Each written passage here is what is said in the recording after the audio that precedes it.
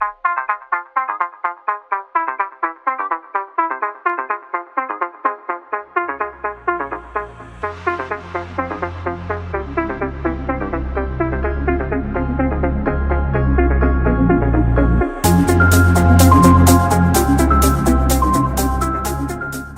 behind me right now is the tomb of the prophet Nahum. Nahum 1:1 actually says, "The burden or oracle concerning Nineveh," which is near here.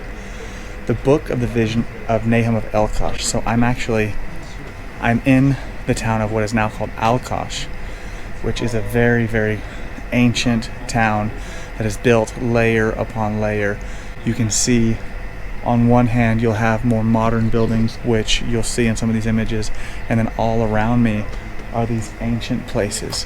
The prophet Nahum, he prophesied and ministered around the year 600 BC. There's actually very little known about Nahum himself.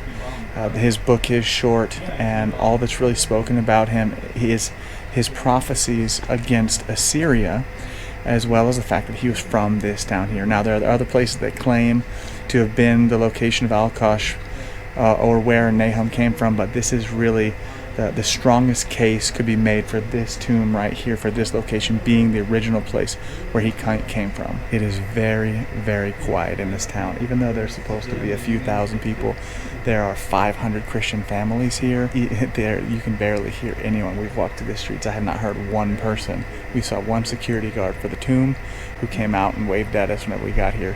But this town is completely silent. So let's look a little bit more at some of the ancient stuff here.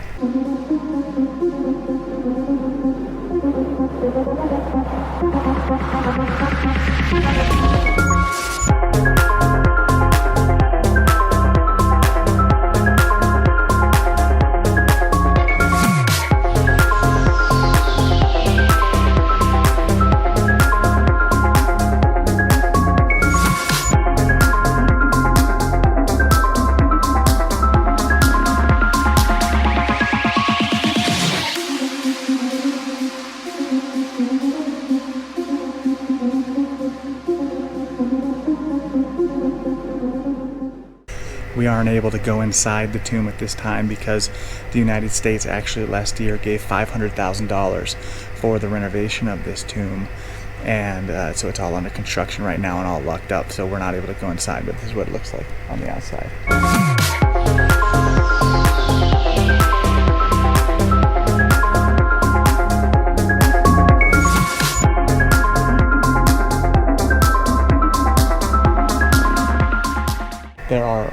There are only a few thousand people in this town, and it's actually called the last Christian village in Iraq because there have been tens of thousands of Christians that have fled this area since the attacks from ISIS. As a matter of fact, during those attacks, during the war with ISIS, which is still continuing, so this is technically the side of the war, the side of the battle lines that we don't want to be on, but we're just across it to come and make this film. Whenever ISIS attacked this area, they came up to 10 miles of this town right here, and most of the village fled. But the Peshmerga fighters and the local men in this area, they made a stand and managed to fight off the ISIS fighters. ISIS has already destroyed Jonah's tomb in another location, and they were going to destroy Nahum's tomb as well, but were unsuccessful because of the courage of the warriors here. Those are figs? Yeah.